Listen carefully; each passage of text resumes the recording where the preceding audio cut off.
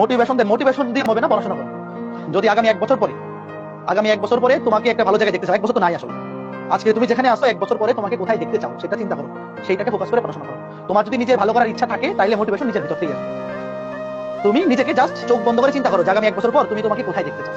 যদি বুয়েটে দেখতে চাও তাহলে প্রচুর পরিশ্রম করতে হবে, কারণ বাংলাদেশে মিনিমাম 8 থেকে 10,000 স্টুডেন্ট, মিনিমাম 10,000 স্টুডেন্ট ডেডিকেটেডলি বুয়েটে চান্স পাওয়ার জন্য পড়াশোনা করে। ওখান থেকে চান্স পাবে 1305 জন, 1305টা সিট, ওয়েটিং থেকে 1400 পর্যন্ত টানি। তো 10,000 মানুষ একটা লক্ষ্যে প্রিপারেশন নিচ্ছে, পরিশ্রম করতেছে। তুমি যদি সেখান থেকে 1305 বা 1400 মধ্যে ঢুকতে চাও তাহলে অবশ্যই পরিশ্রমটা এমন ভাবে করতে হবে যে মিনিমাম 8,600 মানুষের চেয়ে তুমি বেশি পরিশ্রম করতে, না? আমি তো একটা জিনিস সবসময় মনে রাখবা যে সৃষ্টিকর্তা কখনোই যে পরিশ্রম কম করছে তাকে যে পরিশ্রম বেশি করছে তার চেয়ে বেশি দিবে না। এতটুকু যেহেতু উনি উনি তো সবার জন্য কি বলে সমান, কারোর জন্য তো পক্ষপাতী করে না।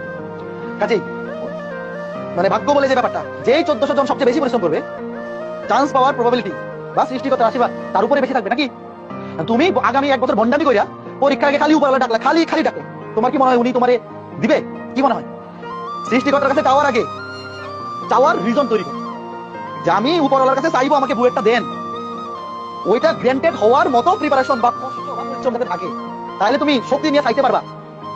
নিজের মনের মধ্যে চাওয়ার একটা, আমার এই জোরটা ছিল যে আমি চাইছি, কারণ আমি লাস্টে জানি যে আমি যে পরিশ্রমটা করছি এর চেয়ে বেশি করা সম্ভব না, সর্বোচ্চটাই করছি। তাহলে এখন আমি তাইলে অন্তত আশা করা যায় যে যেহেতু সর্বোচ্চটা দিয়ে করছি, চেষ্টা কোনো কমতি রাখি না, তাইলে হয়তো বা দিতে পারে। তো তোমরা ওই লেভেলের পরিশ্রম করো যাতে উপরওয়ালার কাছে চাইতে পারো, এবং চাওয়ার ক্ষেত্রেও তোমার নিজের একটা কনফিডেন্স থাকে যে না আমি তো আসলেই পরিশ্রম করছি, তাহলে চাইলে দিতে পারে।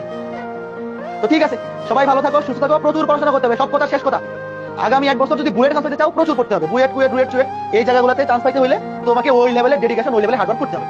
ধুমধাম পরীক্ষা দিয়ে কেউ বুয়েটে চান্স পায় যায় না, ধুমধাম পরীক্ষা দিয়ে কেউ সিকিউরিটি চান্স পায় যায় না। এই ফিল্টারিং প্রসেসটা, এই বুয়েট এবং সিকিউরিটি ভর্তি পরীক্ষা এরকম পরীক্ষা, যে বেশি পরিশ্রম করবে, যে বেশি টাইপ কভার করবে, যে বেশি কনসেপ্ট ক্লিয়ার করে যাবে সেই চান্স পাবে। ধুমধাম একটা পরীক্ষা দিয়ে হয়ে গেল এইরকম পরীক্ষা এই যে হবে। তো ঠিক আছে, সবাই ভালো থাকো, সুস্থ থাকো।